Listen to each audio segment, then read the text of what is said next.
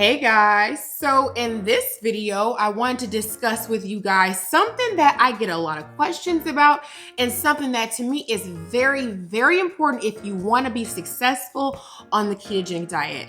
And that is, we're going to discuss the biggest mistake that people make on keto and why people fail at the keto diet. And it could be something that you yourself are likely doing. If you've ever tried the keto diet and it did not work out before, you were losing weight and then you stopped losing weight, this video is for you.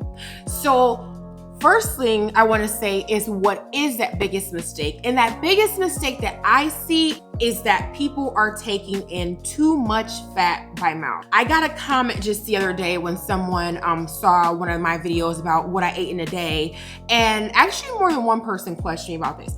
How do you get in your 75%, 20%, 5% macros if this is all you're eating for the day? How are you getting all this stuff in? And I'm thinking, okay, there's some sort of a disconnect with what the ketogenic diet, what it actually does, and why you don't need to continue eating so much fat beyond a certain point on the diet. First, you do not need to get 75% fat by mouth every day if you are keto adapted. So what happens that first few weeks when you start the ketogenic diet, when you're getting your macros and you're on target every day with what you're eating, what you are doing is training your body to recognize fat in all forms, even body fat, as the go-to source of fuel. As long as glucose is absent from your diet, your body will continue to burn fat despite not taking any fats by mouth, and you will remain in ketosis. So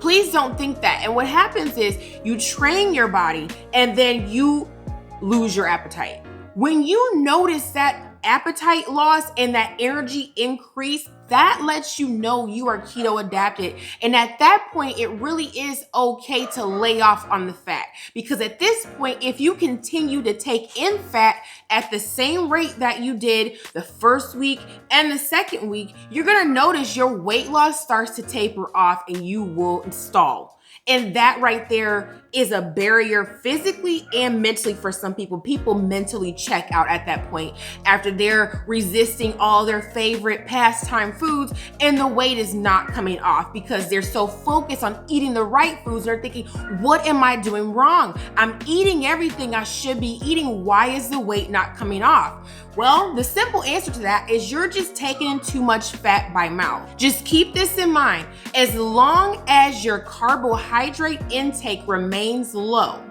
your body will resort to your body fat and you will not have to eat any fat at all that day, and you will still stay in ketosis and you will still be burning fat. It is at this point when you are keto adapted that you do not have to meet your 70%, 20%, 5% macro goals for the day. It really does not matter. Just keep that carb intake low.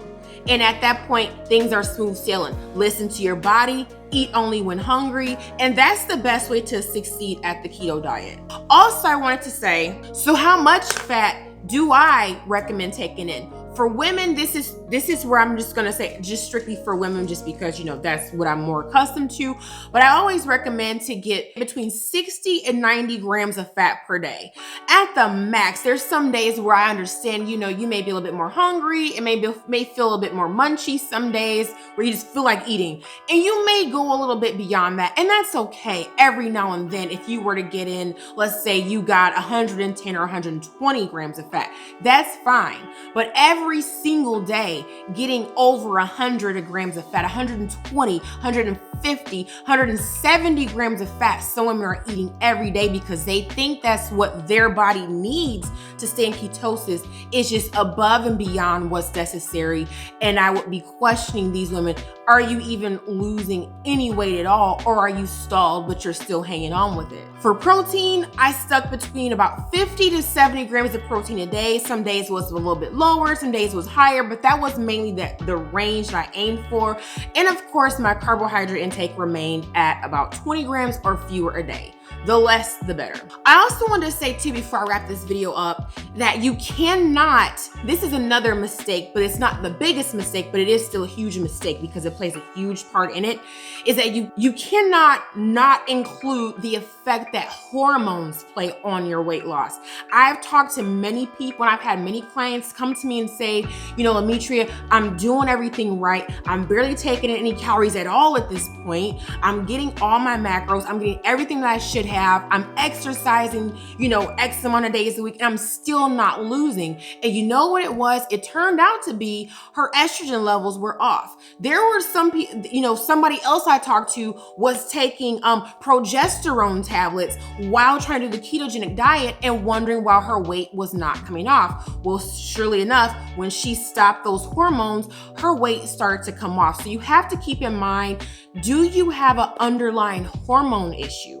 That's something that only you and your doctor can decide. But if you know that you are doing everything right, and despite it all, things are not moving down and the scale and the measurements are not going down, you need to talk to your doctor, because you could have a hormone imbalance that's preventing you from losing the weight. Trust me, it's way more common than you think, especially these days where we have all these endocrine disruptors in our dietary system.